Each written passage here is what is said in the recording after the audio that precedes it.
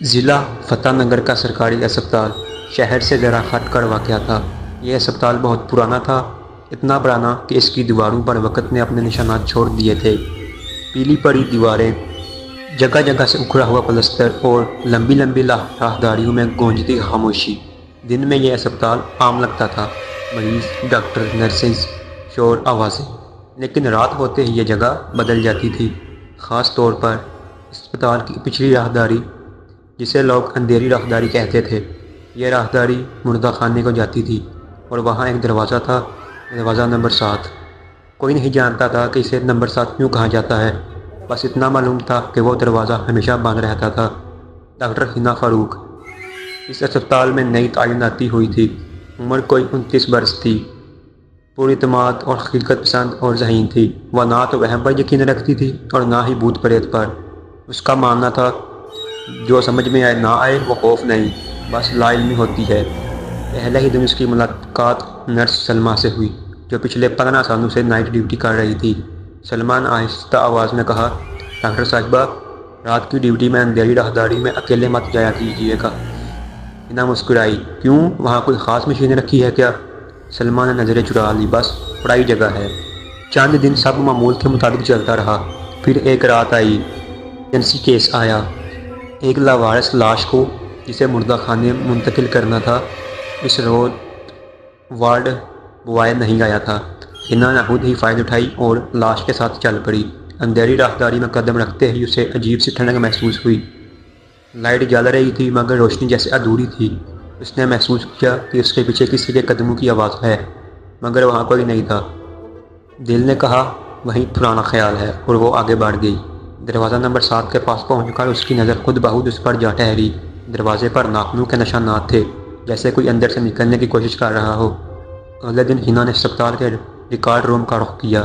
اس نے پرانی فائلیں کھولی اور ایک فائل نے اس کی توجہ اپنی طرف کھینچ لی۔ کیس نمبر 27، سال 2009۔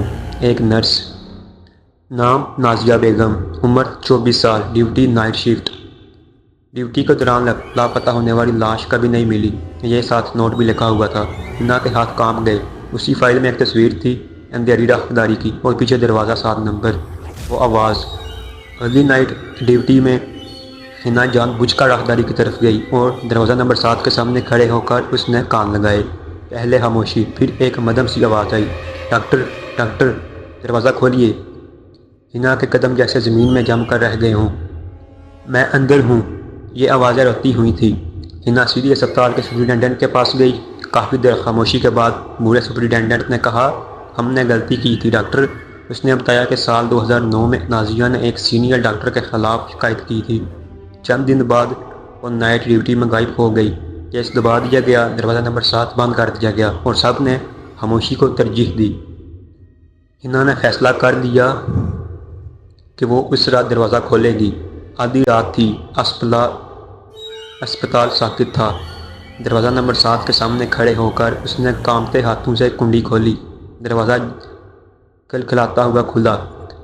اندر ایک خالی کمرہ نہیں تھا، وہاں ایک سایہ کھڑا تھا، آنکھوں میں آنسو اور گلے پر نیلے نشان۔ مجھے انصاف چاہیے، سایہ نے کہا۔ حنا نے آنکھیں بند کر کے کہا، میں وعدہ کرتی ہوں کہ میں تمہیں انصاف ضرور دلواؤں گی۔ اگلی صبح اخبارات میں خبر تھی، پرانی فائل دوبارہ کھلی، ملزم گرفتار ہوا، اور اس رات کے بعد اندھیری راہداری خاموش ہو گئی۔ دروازہ نمبر 7 اب بھی بند ہے، لیکن اب کوئی آواز نہیں آتی۔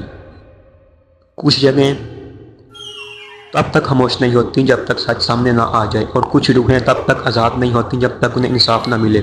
اگر آپ کو یہ کہانی پسند آئی ہو تو چینل کو سبسکرائب کریں، کمنٹ کریں، اور کمنٹ میں یہ ضرور بتائیے گا کہ کیا آپ نے کبھی کسی ایسی جگہ کا سامنا کیا ہے جہاں خاموشی بولتی ہو۔